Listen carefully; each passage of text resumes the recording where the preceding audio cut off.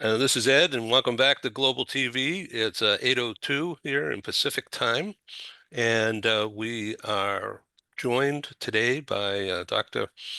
Ken Lloyd and author and coach and publisher, speaker, Stephen Howard. Welcome. We're going to be joined by at least one other, and we'll certainly let her in when she arrives. And I'm going to welcome you to participate in the chat and exchange notes when she comes, and would very much like to begin the show. I'm sorry for the confusion here. Um, I don't have any parables to share, but we wanted to talk with her about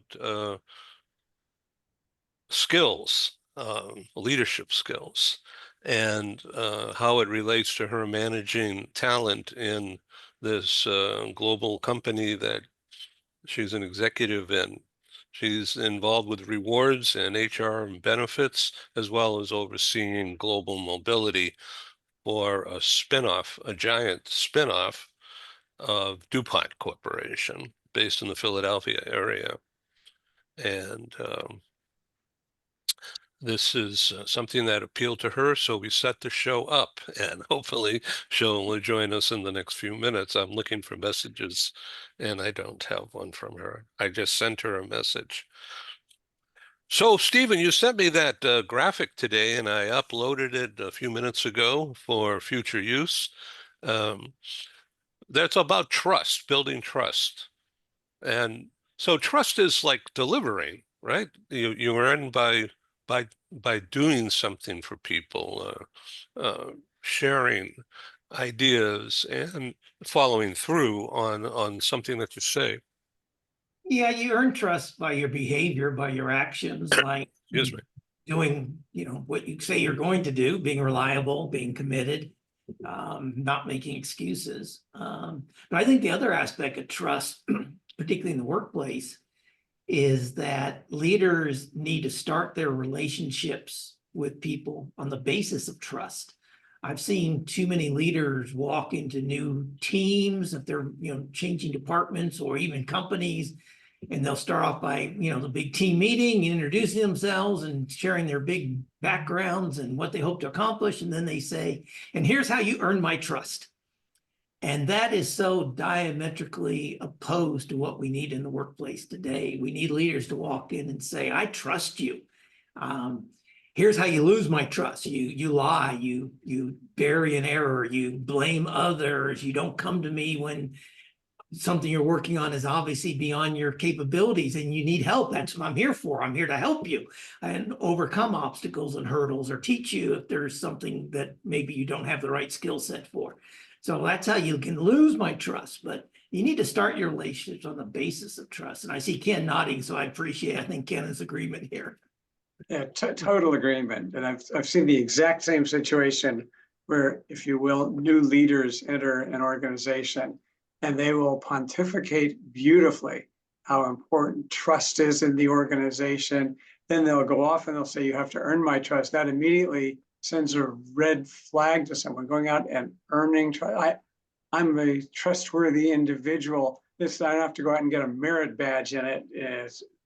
Then they go further, and the employees are saying to themselves, "Can we trust this new leader? We don't know this individual. This person is saying to be trusted," and then engaging in behaviors that totally undercut any aspect of trust, at which point the employees go, "Well, he was speaking very nicely and that was all rhetoric, and this is not an individual whom we can trust."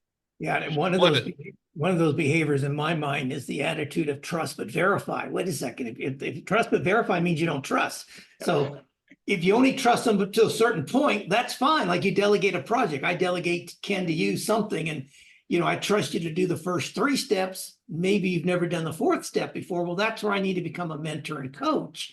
It's not that I don't trust you. I'm aware of what your capabilities are at this point. But that trust but verifying, when leaders say that publicly, trust within the employees just plummets So anyway, sorry, Ed. It's like No, saying, it's I sort okay. of trust you, you know, just, oh, that makes me feel great. Thank you. Want to welcome Gosia. Welcome, my friends. Thank you for coming back. Hello. Yeah, No welcome. problem. Thank you for having me back. Yeah, you bet. So this is Dr. Ken Lloyd, Hi, Gosia. and Nice to he's meet in you. LA, um, a doctor of philosophy, organizational development, and industrial psychology. And did I leave something out? No, that's perfect. That's fine. Okay, great. Why And not? in the blue shirt is dear friend and client um, Stephen Howard. He's a leadership coach. Has written his 25th book, or 26. 26 comes out next week, Ed. Yeah, It okay, will, that's it great. will, it will go So, live on We met, Monday. we this is met just last great. week, so nice to Yeah, seeing it again. Yeah. yeah. And Ken has a book coming out very soon in December, I guess, right? Yep, December 17th, exactly.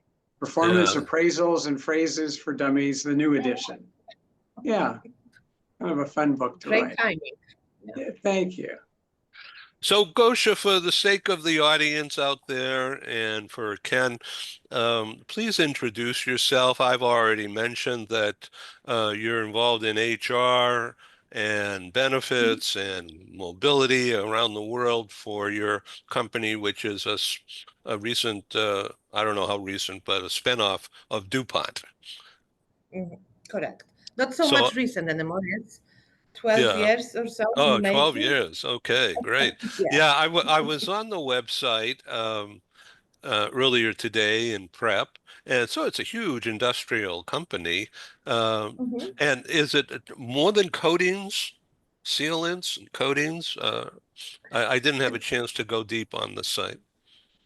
No, you got it. Like exactly, it's any type of powdering. So it's the mobility, so car, auto industry mostly, but then it's also industrial for smaller users. Yes, like your iPhones and a nice paint for to make your household looks beautiful and appealing.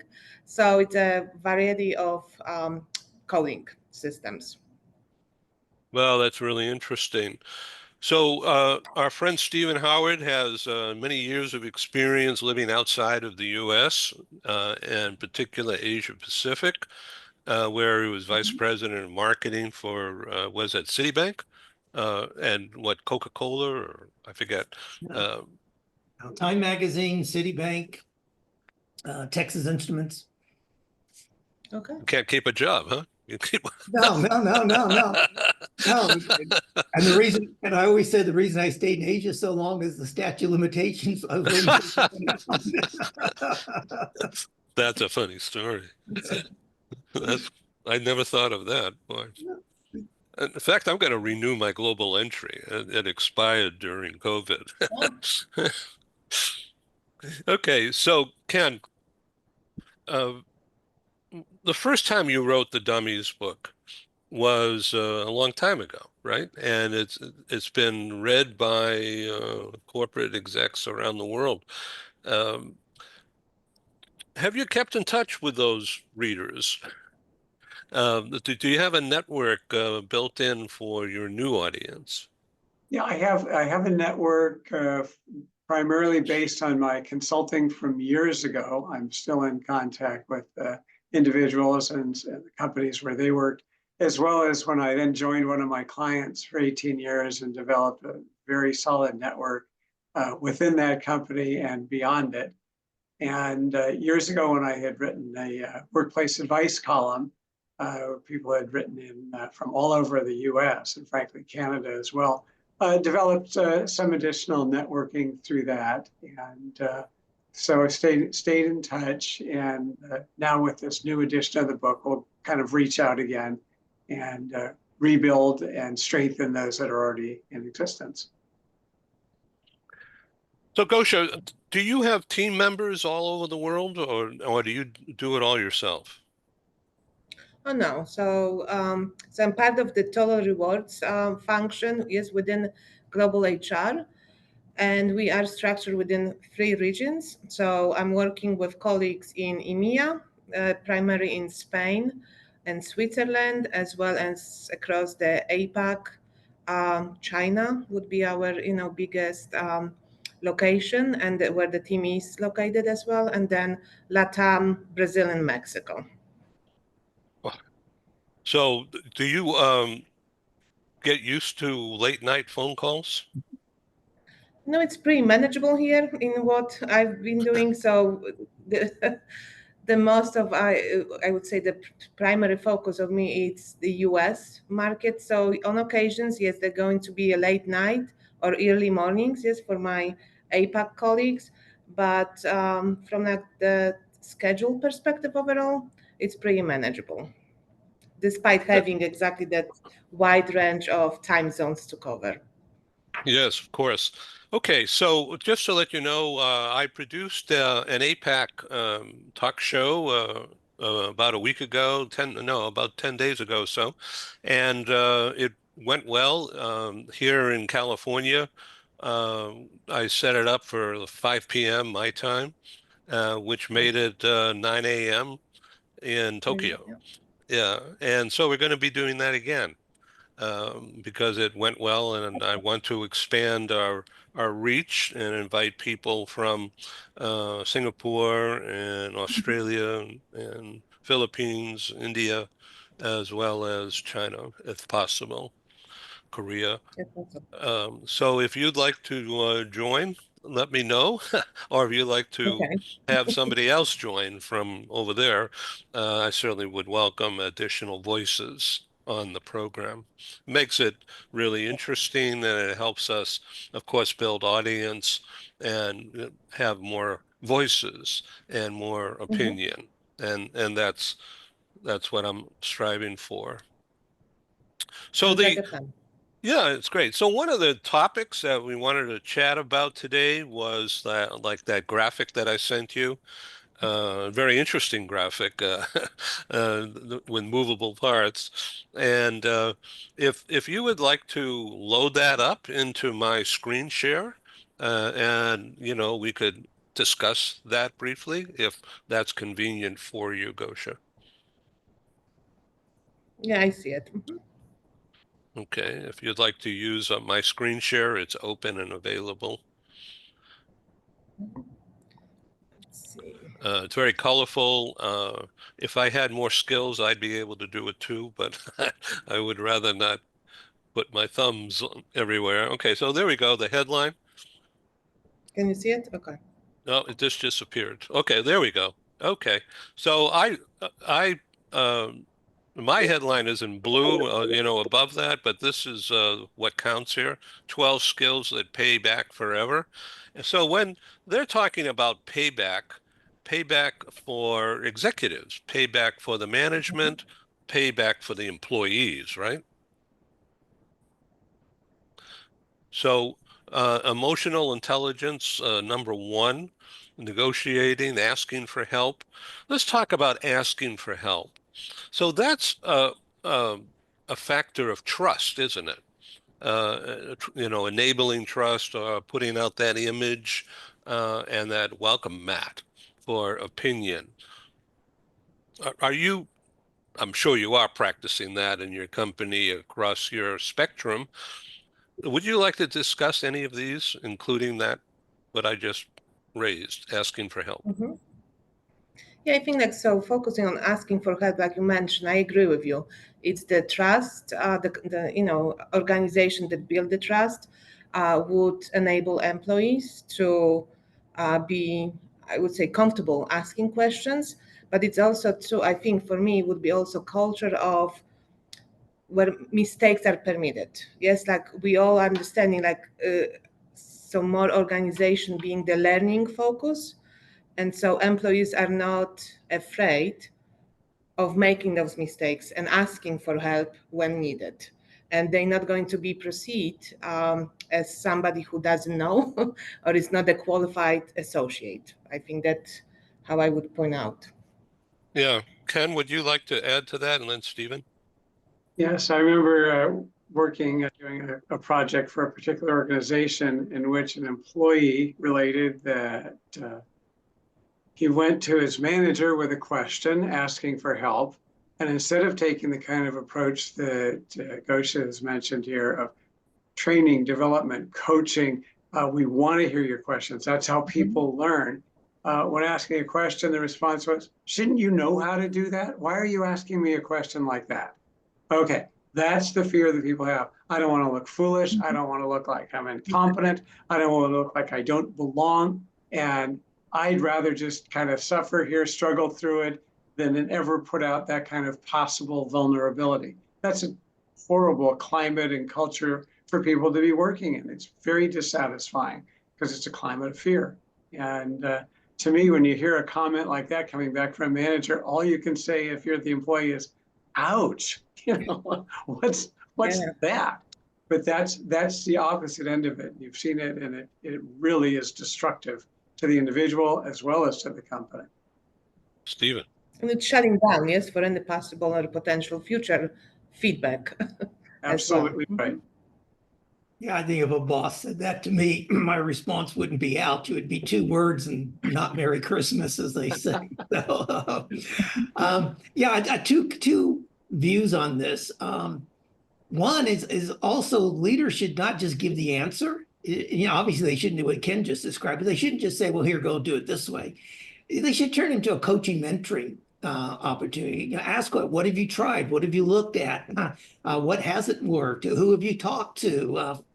Sort of thing. And obviously, you can't do this in every situation, but it reminds me of the parent, cooking dinner, cooking the evening meal, and the child coming up and saying, "Mommy or Daddy, what's 6 times 7?" I mean, you could either turn around and say 42. Or you could turn around and say, "Oh, hold on a second, let me finish this, and then I'll get out some pennies and I'll show you how to calculate it." Because the honest answer is, if you tell them it's 42, a few minutes later they're going to come back and say, "Mommy or Daddy, what's 8 times 9?" So and that same thing in the workplace. If you give the answer, then the next time the employee has an issue, they're just going to come back and look for the answer from you. So they're not learning, and that's why you're constantly being interrupted. The other thing I would add to this is the perspective that leaders need to have enough humility and transparency to also say, I don't have all the answers. I need help. For the leaders to ask for help, and even of their staff. I mean, leaders should sometimes say to the team, look, I don't have the answer. You may not have the answer, but I think together we can figure this out. So let's get together and discuss this. Let's look at options. Let's look at things we could think about, or look at ways that we could find out what the answer, the optimum answer might be. So leaders have to also be able to ask for help, and that will be a skill that will pay off for their career growth as well as the development of the team, and it will open up transparency so the members of the team are more willing to come to the leader and say, "Hey, I need help." Ken, it Excellent. says here number 2 is life is a series of negotiations. So what's a negotiation? It's a conversation. It's right? Right, but it's a willingness to come into that conversation without locked into every single point. Then you're not negotiating, then you're simply demanding and pushing your views. Negotiating implies a willingness to listen, to look at ways that we can pull together and actually come out with something stronger than what I might be thinking, what the other individual is thinking. It's a partnering, if you will. It's building something together to get to a higher and more productive outcome. And that does mean a willingness to give and take, to understand the other person's point of view, where that person is really coming from, to understand your own point of view, and why am I sticking on this particular point. But it's a willingness to build, and that means truly listening, engaging, and looking at where we are trying to go, and not just simply pushing one person's view one way or the other. And it's critical in virtually all aspects of life. Otherwise, you come in and you're essentially a bully. Bullies don't negotiate, and that's not how you want to be, nor do you want to be a doormat and just go along with everything, because that's not successful, and that's not negotiating either. But willingness to have a true, open, engaging conversation, discussion where we can work productively together to get to an outcome that works effectively for both of us and beyond. Gosia. Yeah, I think like this is exactly what you point out is the ability to compromise, to be open, to understand, or at least trying to walk in somebody's shoes, trying to understand other people's perspective. For me, like the visual is always when you have a two people looking at number 9 or number 6, depending from where which perspective they're coming from. So like you pointed out, very much so, just the openness of listening, but that's also too compromising on solutions that we're not going to be, it's not about winning or losing. It's going to bring a satisfaction and focusing on solutions rather than who is right or who is winning or losing that argument or that, any discussion. So on this thing, number 6, consistency, and then the tagline, success isn't a sprint, number 6, or the number 5. Oh, it's number 5. Sorry. Yeah, Mhm. So Gosha, what does consistency mean to you? It means what? A lot of communication, right? Communication, but also I think more so it's doing actually. Whether that's going to be in professional life, also personal life. Yes, it's not so much what we are talking about, it's also how we are showing up, what we are doing day in and day out. So consistency is just being exactly true to yourself, consistent in how you're showing to yourself and to other people in the workplace. And whether or not, I think just, again, we are not robots. Not every day is going to be a perfect or we are going to perform at the highest, but consistently showing up and making an effort. I think that's the key to success and exactly looking at the long run instead of like how the slide pointed out. It's not a sprint, it's a long-term commitment. So Stephen, from a coaching point of view, how would you mentor or coach, advise a client about time management? It says time is non-renewable. So that's like a pressure point, isn't it?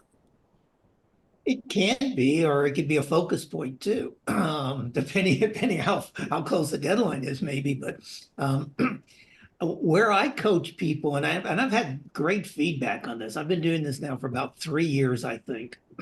The people I coach and say, take your priority list, or sorry, take your to-do list, which everyone has, and divide it into two.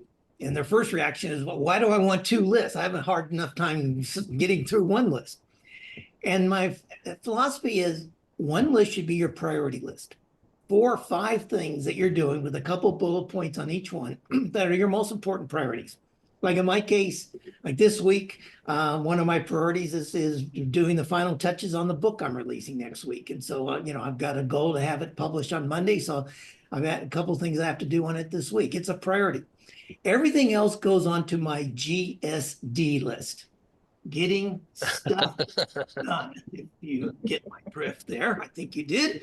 Mhm. And that should be everything else. So for me, that's paying my credit card bill. It's I got a friend who has a birthday next week. I need to send them a birthday card or call them or whatever I'm going to do.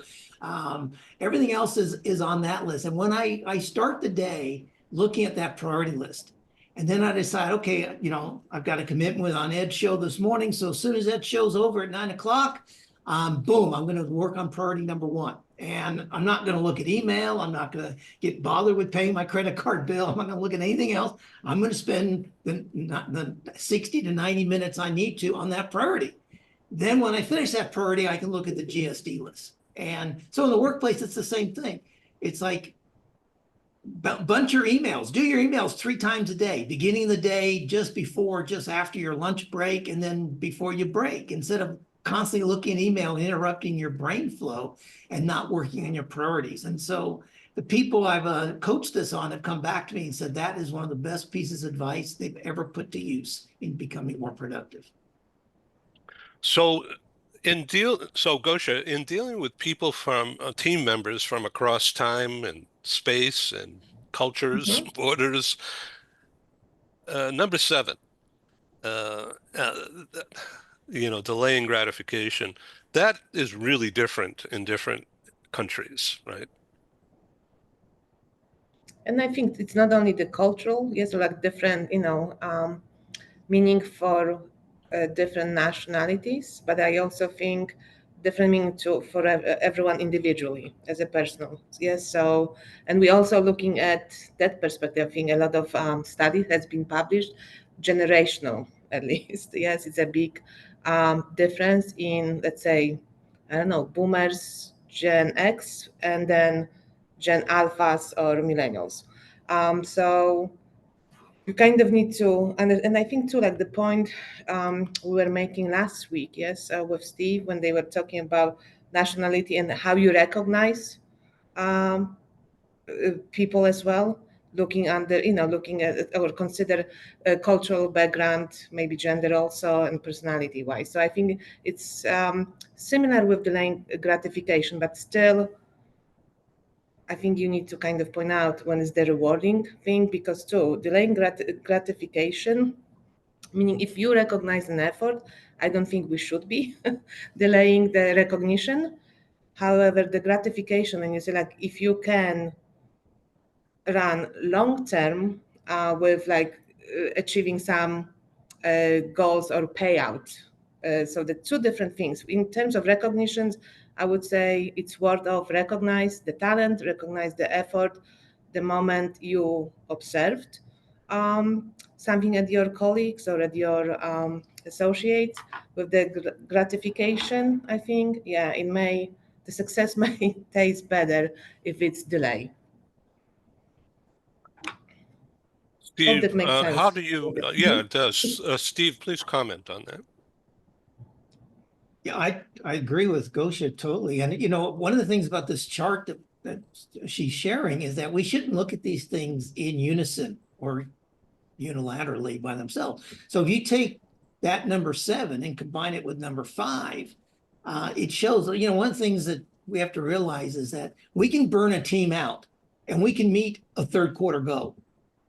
But then the team is burned out and they're gonna die in the fourth quarter. They're not going to be anywhere near their fourth quarter goals. There's going to be sick leave. There's going to be mental health days. There's going to be people are going to take unexpected vacation days because they're burned out. So if we understand that success is not a sprint, yeah, look, it's good to have goals, but if you achieve 92% of a third quarter goal, and your team is able to achieve 94 or 95% of a fourth quarter goal, that's much better than 100% of a third quarter goal and a 60% of a fourth quarter goal because they're wiped out and it just kills you. So it's about balancing. It's about finding harmony in both the long term and the short term focus that you have as a team leader. Ken? Yeah, I totally agree with Stephen and with Gosia on this, but it's certainly on the integration of all of these factors.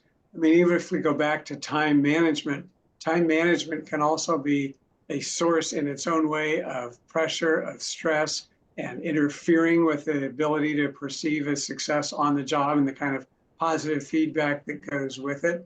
Because frankly, you really can't manage time. Time is going to go by. It's not stopping. What can be managed is our behavior and the way that we take care of what we have to get done on the job and working with our employees to help them to do that. And it's just as Stephen said, it's taking care of the major events, major projects first. There's that very visual, it's a classic in time management of filling this jar up and you have small pebbles, large pebbles, sand.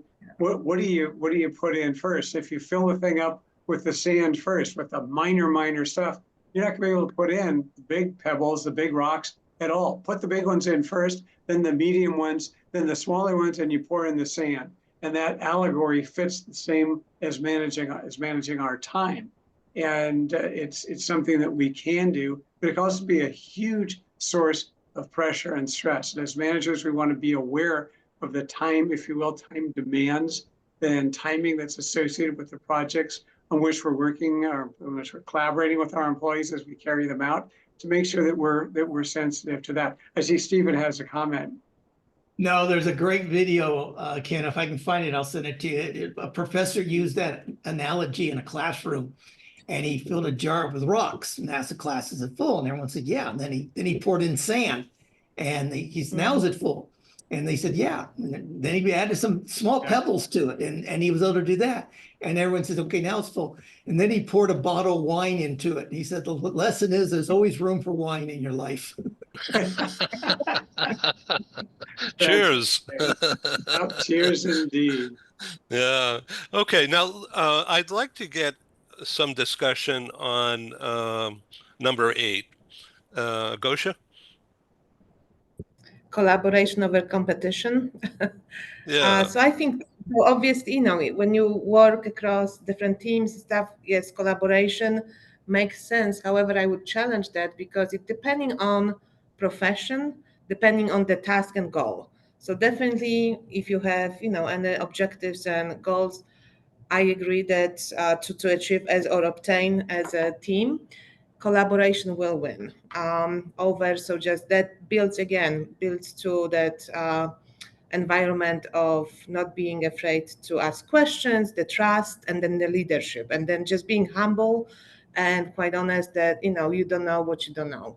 But in some other aspects of your life or like sports, that's not going to be always. So collaboration, yes, maybe between the coach and that sports person, but it would be then it's a competitive. So I would think that it's a nature of depending on the nature of your goals, and I guess the business you are in. But for me, being a former player of volleyball and basketball, collaboration was always over personal gain or competition, yes, with other teams, but definitely collaborate with my teammates. Not everything is as it appears. That is wisdom. That that is something that I have to learn again and again.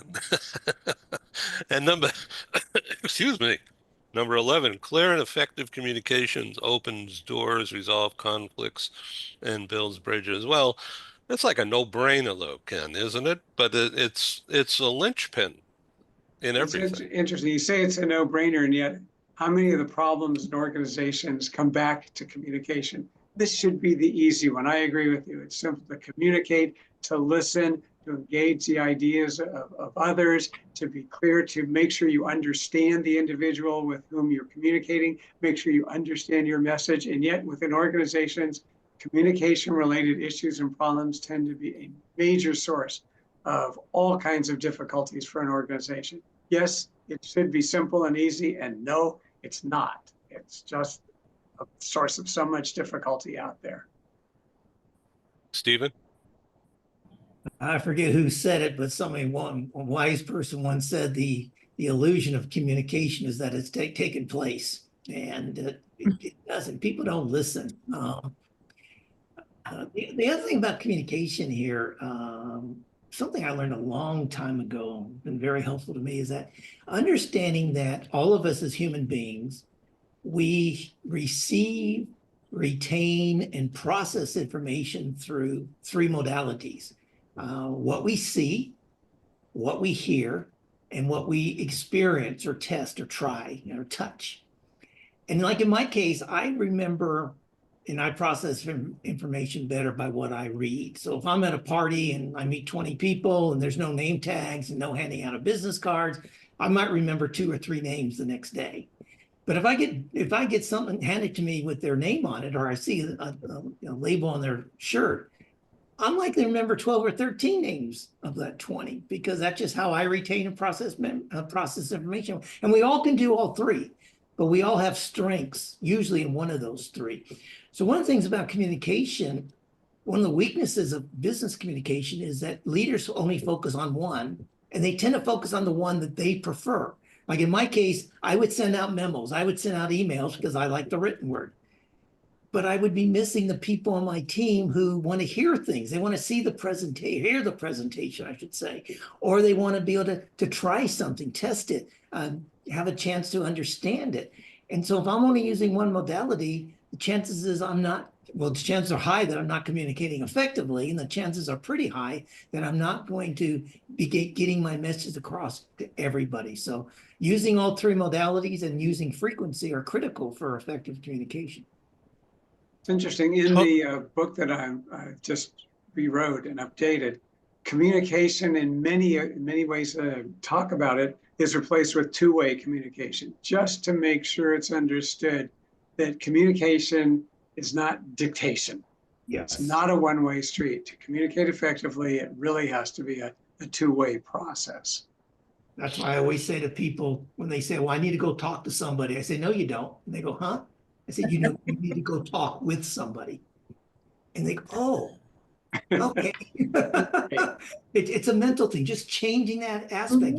I need to go talk with Gosia. I don't need to go talk to Gosia. I need to go talk with her. Oh, okay. Now it's a two-way. So I'm getting older every day, which is a good thing, but this I have to tell you that I'm still learning how to communicate. What I'm trying to say, as I'm stumbling over my own words here, is that I'm having learning experiences, communicating with Joanne. And it it's the simplest things are misunderstood if because of tone or because of something that's going on in my head at the same time or in hers. And I can just imagine the chore of communicating across time and across borders and cultures. And because people look at words or uh, impact of words differently. It's like nature, but in the rush to get things done, and you know, I've frankly, and I'm in PR and communications, I need more remedial training. And this session today is really a wake-up call. And so I thank you for participating. So as we come near to an end in the next 10, 12 minutes or so, number 11 and 12, Gosia, um, I'm going to stop talking. I want to learn from you. And it's exactly what everybody says. So communication, at least for me, being English as a second language, and learning every day, like language, this way, like with language overall, language is not one and done. It's constantly developing. And even yesterday we had, so one of our nieces is just started college, and she sent a group text message helping the family to decode some of the slang, generational ones. And it was funny. So we had people on that text from boomers to alpha. And I find myself too decoding language better on that millennials and alpha level than X or boomers. And to me, and it's English, so that's why I said like kind of in the unique situation that all that slang I'm learning, in the past 25 years.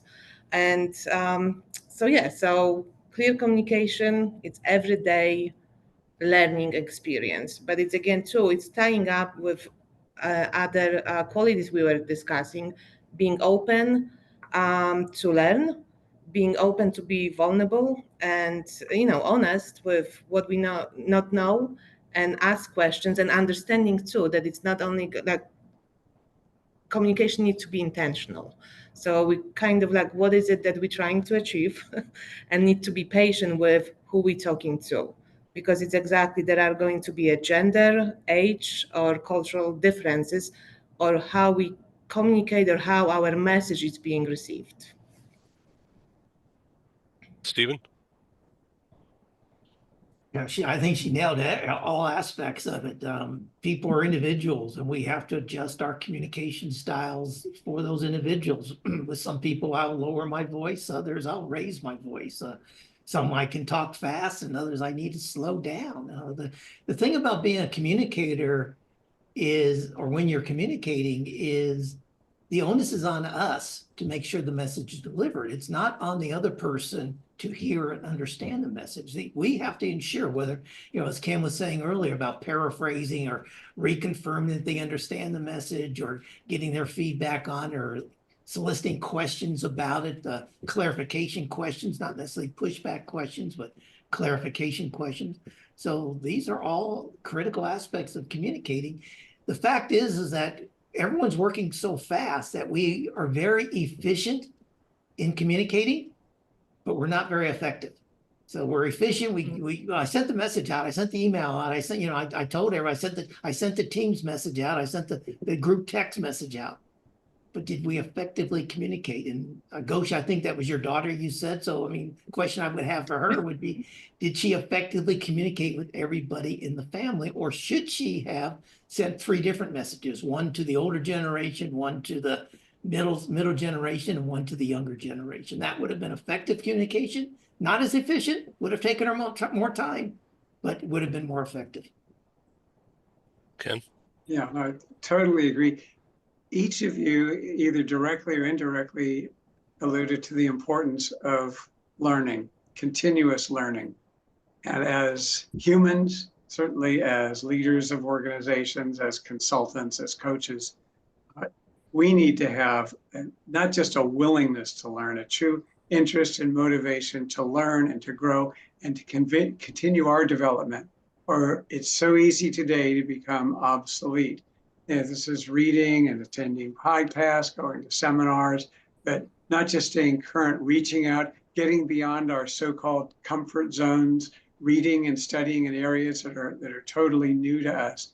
That's critical today for just all around effectiveness in personal life and in work life, where suddenly, and it happens quickly, we can become obsolete. And once that happens, whether in management or in other contexts, the game is coming to an end, as opposed to learning and growing and developing on our own. And if we expect that and desire that in our fellow employees, we have to be willing to do it as well. Can't come in with age-old ideas and concepts and thoughts, and here's how you do this. And we have to say, you know what, that's different now, and I need to really understand how this works and to read more about it. So continuous learning. Ed, just like you mentioned, in terms of communicating, even personal communications, you expressed a real willingness to learn. What are some other new strategies and steps and ways to approach some interpersonal communication issues that have developed? That willingness to learn that we have, to me, is underlying all of these factors on the listing that's presented out there. And it's a survival skill. So And let's look if at, yes, please, Gosia, go right ahead. Just want to add from the business perspective too, in communication, so drafting any kind of communication to employees, let's say from benefits perspective on upcoming open enrollment, yes, or know your audience. So whether you sending exactly email or having conversation or sending some kind of maybe policy, it's exactly the intention of who this communication is directed to. So know your audience, be prepared when you go and start communicating with people instead of to people. And not to be a know-it-all. I think it's very important to have any of the people that I would look at as, boy, that's a know-it-all, never know it all. They don't. The real people who know it all don't have to go out there and flash their ideas and demonstrate this is how you do it, this is the answer, this is. They're much better at listening because they want to continue to learn and grow. They want to listen to what others have to say. That's part of this focus on learning and development, as opposed to my way or the highway. This is how it's done. This is how you do it. Get back to work. That's a great way to demotivate people, turn them off, and end up totally undermining any sense of commitment, loyalty, performance, productivity, all by being a know-it-all. And I said the smartest people that I know would never be described as know-it-alls. I'm looking at, Stephen, please go right ahead. Yeah, a quick story to illustrate what Gosia was talking about. I was working with a client 2 weeks ago, and he's the number 2 person in the IT department at this firm of about, 250 employees or so, 300 employees. And he wanted to talk about getting buy-in from the stakeholders on new projects. And I said, well, do you have a project initiation document that you asked your internal stakeholders to fill out? And he did, and he shared it with me. And it had like 9 items on it. And like one of the items was, are there any platforms or software that you know about that would meet your criteria? And I said, you want the director of marketing to fill this out? They wouldn't have a clue. You want the HR director to fill that out? They wouldn't have a clue. I said, let's take this and boil it down to 3 basic questions. What is it you want to accomplish? Who is the target audience? And what do you think the benefits will be? All this other stuff, the other 5 or 6 questions, should be in the follow-up meeting with the stakeholder. Now say, just in conversation, hey, by the way, do you know any software? Do you know any platforms? Have you worked anywhere where you've seen this work? Anything like that. But asking a director of marketing to fill out 9 questions when they want a new IT project initiated is crazy. They didn't understand their audience. And that's why they were getting, people were filling out those forms with words, not even sentences. They weren't thinking it through. It was like, I got to fill this out because I have to. And there was no thought put into it. And basically it was a useless exercise all around for everybody.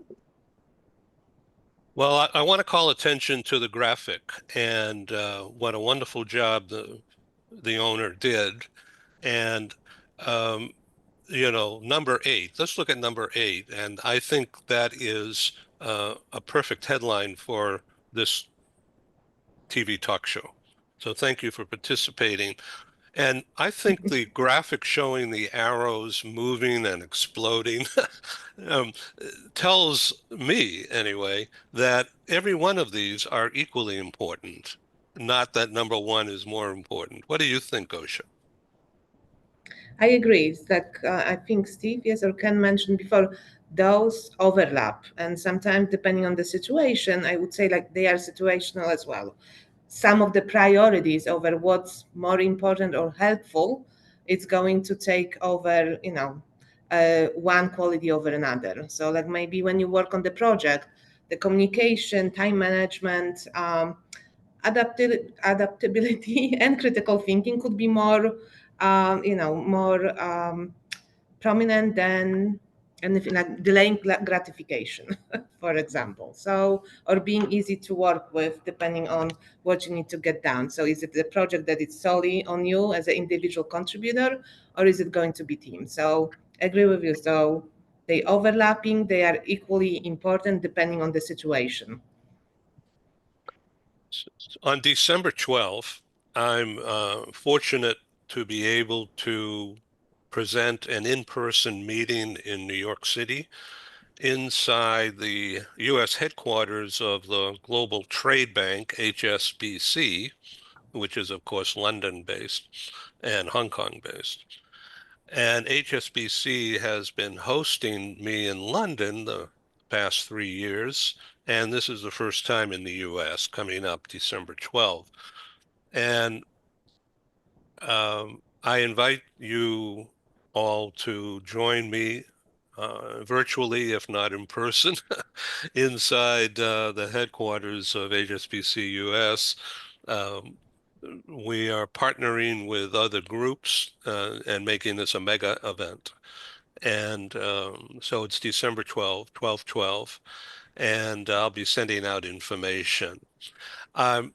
This chart, this graphic here, I think with a larger audience should be really interesting and generate a lot of conversation in the big apple, in the big market.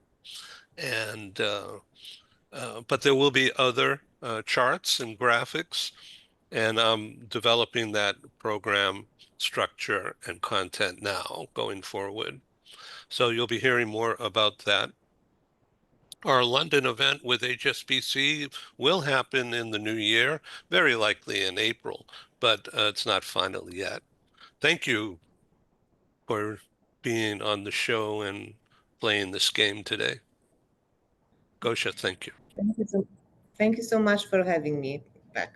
Okay. Thanks to all of you. Thanks for your help. It was pleasure. All right. Have Okay, a good day. Thank you. Bye-bye. Thank you. Bye. Thank you.